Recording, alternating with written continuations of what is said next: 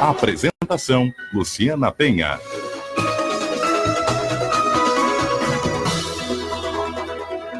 Às 3h08, estamos recebendo aqui no estúdio da CBN, Maringá, Rodemacher Martins Barbosa. Ele é voluntário da Defesa Civil e está lançando este livro, este mês, aliás, um livro sobre operações de busca a pessoas desaparecidas. Ele está aqui com a gente no estúdio. Olá, boa tarde, obrigada pela presença aqui no estúdio.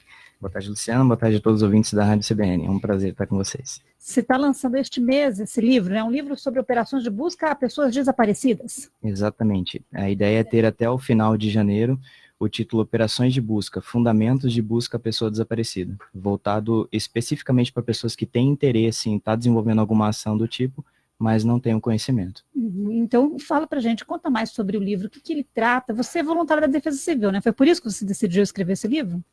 O contato com a Defesa Civil, ele acaba proporcionando uma vivência em campo que você tem algumas noções sobre as dificuldades, né? Esse é o objetivo dos simulados e tudo mais. Então, quanto mais você atua em campo, mais você tem alguma noção sobre algumas coisas. Eu atuo como voluntário na Defesa Civil de Maringá, especificamente desde 2013, que é quando eu sou inscrito na Defesa Civil do Paraná. Porém, em 2017 que eu realmente comecei a desenvolver ações em campo. Eu sou radioamador voluntário, também integrando a REER, a Rede Estadual de Emergência de Radioamador, que é a Defesa Civil do Paraná. Atuo em comunicação à medida que a gente vai desenvolvendo o trabalho em campo, a gente vai identificando as situações, as dificuldades, né, em específico. E buscando literatura, até para poder ajudar o pessoal que está conosco, os outros voluntários também, que tem interesse, muito interesse em fazer, mas não tem um conhecimento específico. Então, eu identifiquei a necessidade de voltar uma literatura específica para ações de busca, uma vez que todo o material que você tem disponível, principalmente em português, ele sempre vincula busca com resgate, que é quando você já tem o paradeiro da pessoa. Então, a ideia é desenvolver um planejamento, e para isso serve o livro. Ele é aplicável tanto para instituições, quanto para a pessoa física que tenha o interesse em adquirir o conhecimento. E ele mapeia as fases de uma operação de busca, ele te ensina tanto a executar como a planejar, a coordenar uma ação de busca. Essa é a ideia.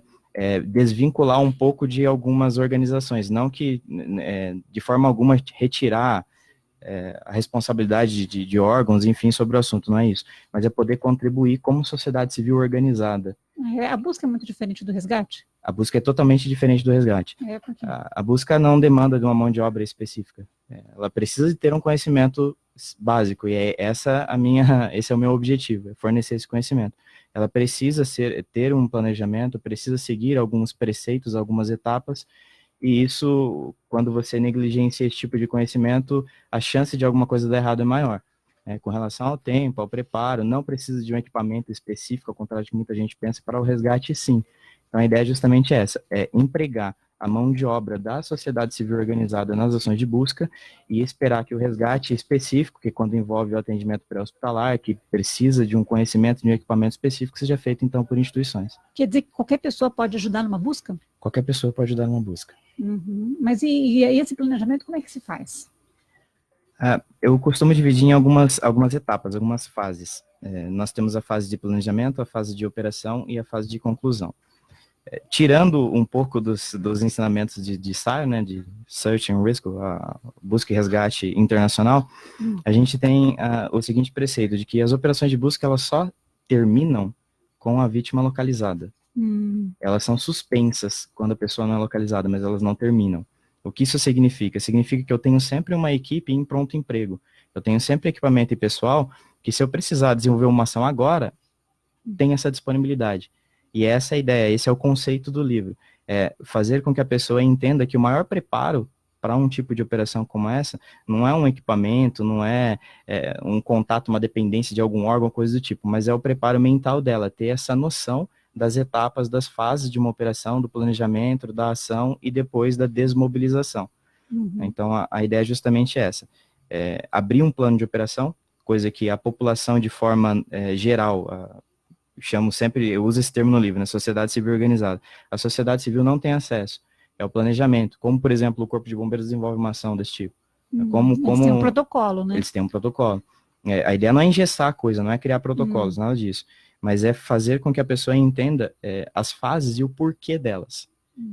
Entenda por que que eu preciso de determinada informação, por que que eu tenho que agir dentro desse tempo, ou por que que não, nessas situações não é necessário o meu esforço com relação ao tempo, não preciso ser rápido nisso.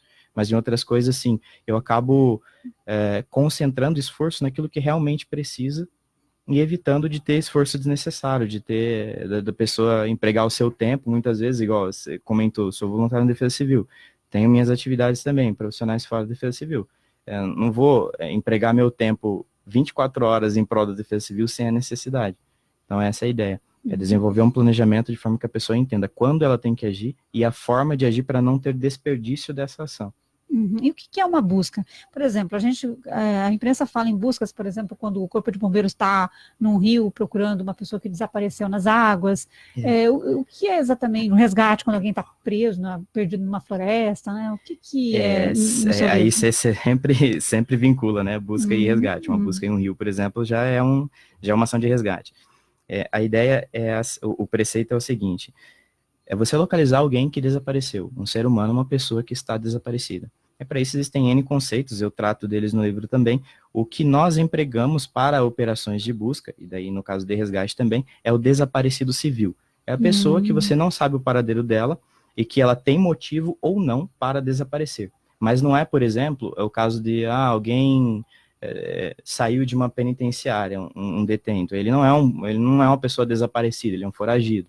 Então, eu separo bem as coisas para tratar no livro especificamente do desaparecido. É uma situação igual hoje mesmo em Maringá, já foi comunicado um rapaz de 35 anos que se encontra desaparecido. Não se sabe se ele teve essa intenção, a princípio não.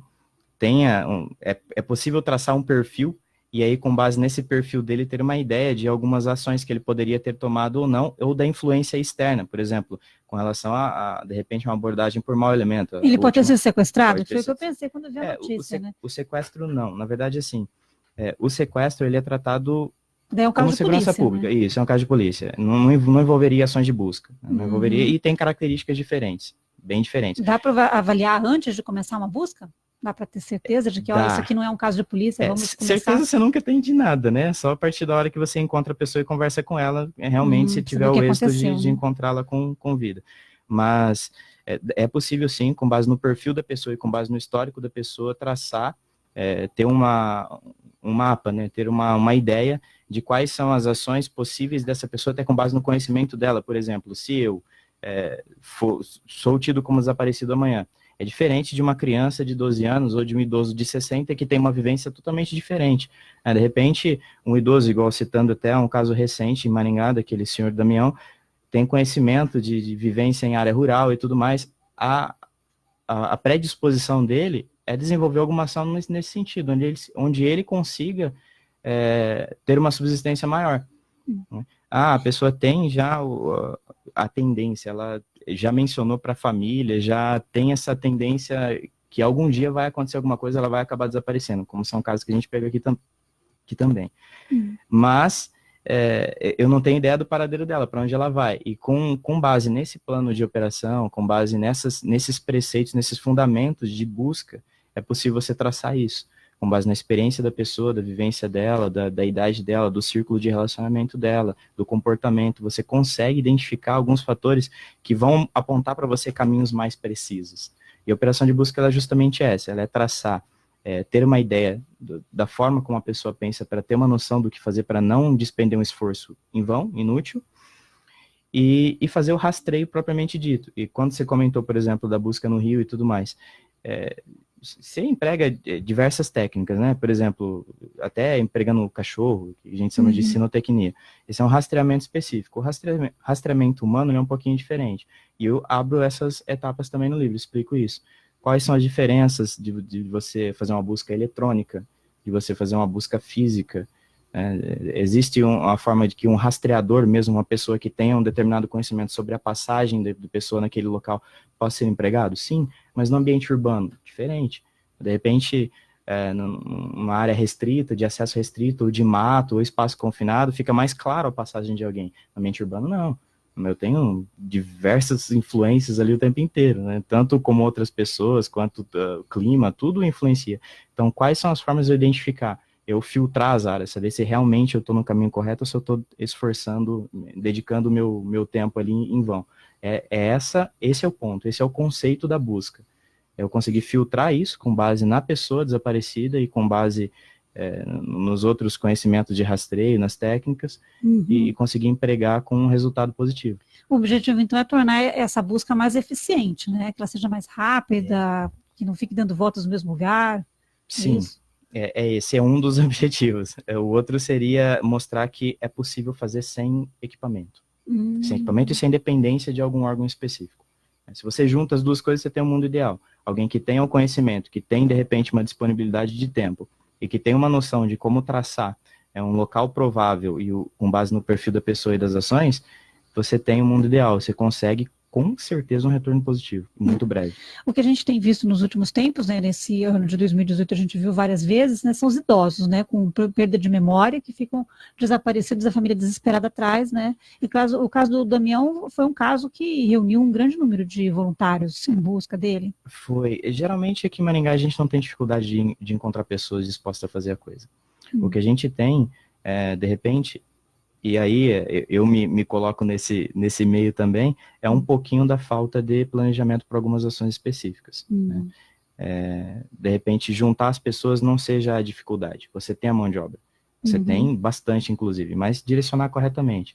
Ter um planejamento de ação.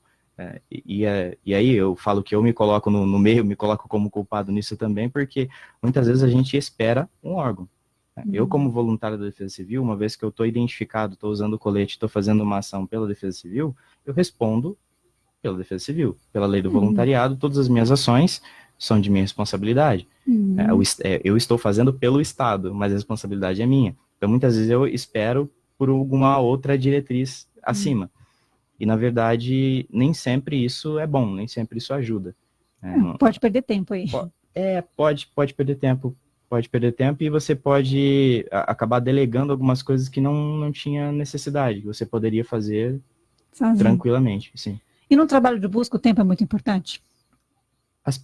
Na verdade, assim, não só de busca, né? Qualquer ação de emergência, as próximas 72 horas que seguem uma situação, seja ela qual for, e aí o desaparecimento da pessoa também, são cruciais. Elas determinam a sobrevivência ou não do indivíduo, sempre, em qualquer tipo de situação. Tive um acidente gravíssimo em que a pessoa não foi localizada, tem uma situação hostil, de repente, de conflito, né? A gente não tem essa realidade aqui, no Brasil, mas imagine uma situação de conflito armado, de uma guerra, uma guerrilha. As primeiras, ou uma intempérie, isso a gente tem aqui, tem bastante, está aumentando, inclusive. A gente tem uma situação de mau tempo que teve um estrago muito grande. As próximas 72 horas são sempre determinantes. Então, nas ações de busca, o ideal é que você tenha um briefing, que a gente chama, né, uma primeira reunião entre as pessoas que são responsáveis por ações específicas, já detalhado no plano de operações, e essas pessoas, a partir da hora que elas vão ter esse primeiro contato, esse primeiro encontro, elas já levam informações específicas sobre a operação. Por exemplo, a gente tem uma falha gigantesca em comunicação. A gente tem uma falha gigantesca em comunicação. A primeira ferramenta que a gente usa sempre quando acontece alguma coisa é o quê? Geralmente é o WhatsApp. Da dependência do celular. Mas tem uma intempérie que me derruba torres aqui em Maringá, por exemplo. Eu não tenho mais o celular. Eu tenho um plano B para isso? É o rádio. Seria o rádio, mas ainda é pouco conhecido nessas situações. De repente eu tenho um sinal excelente na área que eu estou fazendo a minha operação, todo mundo está munido do aparelho celular, e aí eu tenho um outro problema. Eu tenho o desvio da atenção da operação. Eu tenho um monte de informação chegando ao mesmo tempo sem filtro, e de repente eu começo a despender esforço para aquelas situações que estão chegando sem fazer aquela leitura e entender se é realmente necessário aquilo ou não. E quem faz essa leitura, esse filtro? A ideia é que tem uma pessoa responsável por comunicação. Nas operações de busca, igual acontece nas instituições militares que desenvolvem esse tipo de situação, como a própria Marinha, Aeronáutica ou o Corpo de Bombeiros mesmo dentro da Polícia Militar, é que se tem uma pessoa responsável por comunicação. Essa pessoa ela recebe todos os dados prováveis de um desaparecido, por exemplo. A gente tem uma questão muito fácil hoje, né? A gente tem rede social para todo lado, o WhatsApp é muito rápido. Então, na hora que você divulga alguma coisa, divulga o boletim de ocorrência, a imagem da pessoa e a situação, vão aparecer um monte de informação sobre aquela pessoa. E algumas delas não se provam verídicas. Às vezes a pessoa imagina que viu, mas era parecido, e ouviu de um familiar que tinha um primo, um amigo que falou, é uma corrente, acaba criando muito corrente. Então a função do responsável pela comunicação é essa, seria filtrar, checar essas informações para ver se realmente bate. O indivíduo foi visto dentro da área urbana por volta das 20 horas de ontem. De repente essa mensagem chegou hoje para mim, mas ela é de 2 semanas atrás. E como que eu vou ter uma noção disso? Então, é ideal que uma pessoa responsável por isso cheque, veja, realmente estava nessa área? Estava. Então, vamos fazer um outro tipo de busca nessa área. Eu vou atrás de um equipamento eletrônico, de repente uma câmera de segurança, ver se realmente comprova a passagem dessa pessoa por ali. Existem várias formas de checar, mas a ideia é que se cheque, para quando chegue na equipe de busca, chegue já com a informação filtrada e correta. E aí, outra coisa que eu friso também, a importância da figura de um coordenador em cima disso. Dele estar apontando as ações necessárias para a equipe que está em campo. No caso do Damião, houve toda essa coordenação? Porque foi um caso que chamou bastante atenção, né? Ele passava por vários pontos da cidade, as pessoas relatavam que tinham imagens dele, que viam ele. Né? Ele é um caso bem recente, né? Tá bem fresco na memória das pessoas. É complicado você começar a apontar alguma coisa, né? Isso pode acabar gerando algum tipo de pensamento equivocado. Estou identificando um culpado, alguma coisa do tipo. Não, a ideia não é essa. Nós fazemos análise em cima de qualquer situação para identificar os pontos falhos e poder melhorar na próxima. Isso é importante. Mas com relação especificamente ao senhor Damião, teve uma demora muito grande na mobilização, na primeira saída. Realmente teve muitos voluntários que se disponibilizaram, inclusive a equipe municipal da Compdec Maringá, teve sim, de repente teve esforço desnecessário para alguma área em específico que não era, de repente o primeiro esforço não seria tanto em ir fisicamente ao local e fazer uma busca visual, e sim fazer uma varredura eletrônica ou outras formas.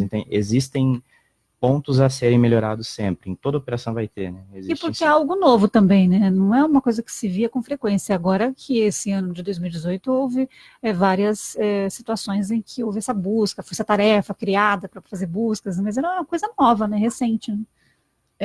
Geralmente assim, que isso é um fenômeno nacional, né? Isso está acontecendo, que as pessoas acabam participando mais de situações assim.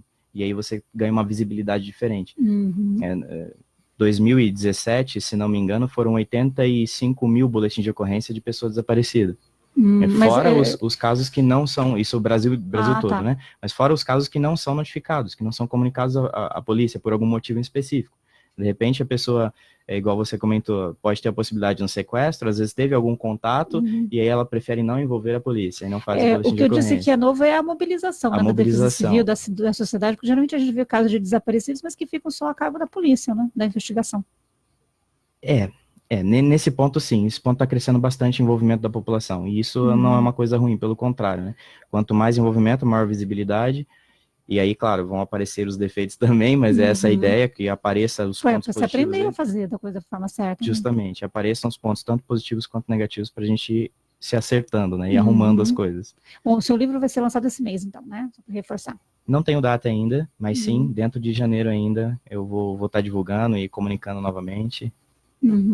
Para todos que queiram, então, aprender um pouco sobre buscas, né, entender um pouquinho como funciona esse momento, porque é um momento que muita gente ainda vai participar, né, como voluntário ou não, né? Vai, com certeza. Eu acredito que a mobilização não vai diminuir, pelo contrário, ela vai aumentar, né? Então é importante que se tenha um conhecimento mínimo, até porque para não ficar fazendo o esforço em vão que eu comentei.